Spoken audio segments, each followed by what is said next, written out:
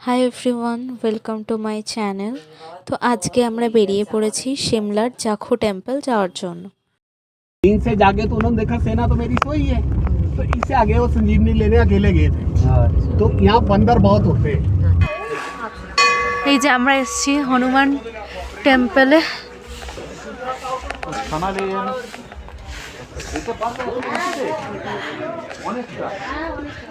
হনুমান মন্দিরে ওঠার জন্য আমরা সিঁড়ি ইউজ করেছিলাম, তবে এখানে লিফটের ব্যবস্থাও রয়েছে।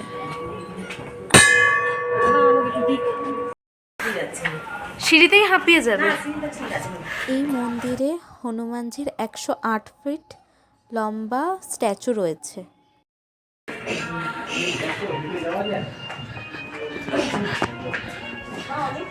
এটা থেকে এটা ভালো। নেমে যাও, নামার সময় অত কষ্ট হবে না। তোমরা তুমি উঠতে পারতে সিঁড়ি হতে। কি সুন্দর বড় হনুমানজির স্ট্যাচু। হাঁপিয়ে গেছি এত দূরে। এবার ঠিক হয়ে গেছে। হ্যাঁ, কি দারুণ।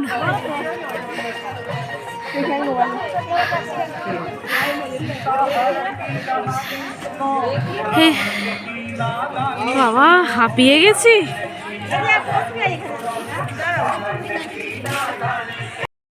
আমরা মন্দিরে, এটা হনুমানজির স্ট্যাচু। এবার যাচ্ছি মন্দিরের দিকে।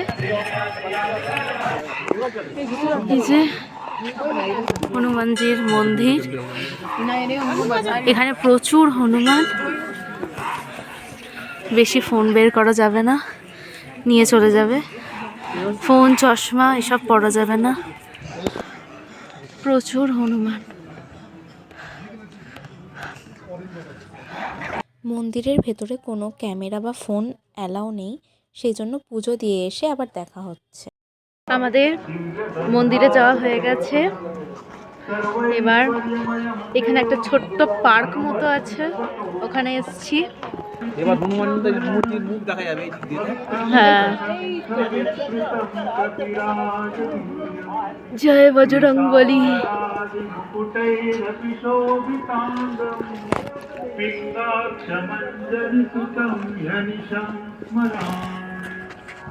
হনুমান মন্দির পুরো বরফে ঢাকা, চতুর্দিকে বরফ। ওখানে কিছু অ্যাক্টিভিটিস আই থিঙ্ক হচ্ছে, মনে হচ্ছে, না তো লোকে ফটো তুলছে। এবার আমরা মন্দির থেকে বেরিয়ে যাচ্ছি। তো এবার সময় চলে এসছে সিমলাকে বিদায় জানিয়ে মানালির পথে যাওয়ার। আমরা এবার লাঞ্চ করব পাহাড়ের কোলে বসে। কত সুন্দর দৃশ্য দেখতে দেখতে লাঞ্চ করব। হোটেল থেকেই প্যাক করে সব আনা হয়েছিল। ঠান্ডা ঠান্ডার মধ্যে আমরা খেতে বসেছি।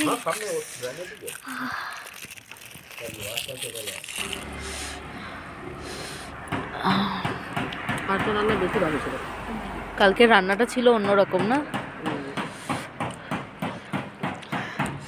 ঘরের ভাত, ডাল, আলু ভাতে নাকি এটা কি বলে, আলুর কিছু একটা, জিরা আলু, এই খাবারের সাথে।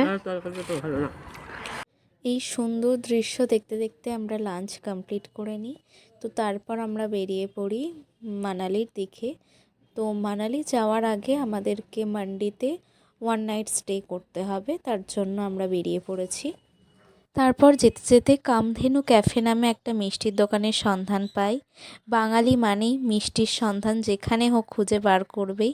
তবে ওখানের মিষ্টি প্রচণ্ড ভালো ছিল। তো আজকের মতো বাই। এবার একেবারে দেখা হচ্ছে মানালিতে গিয়ে।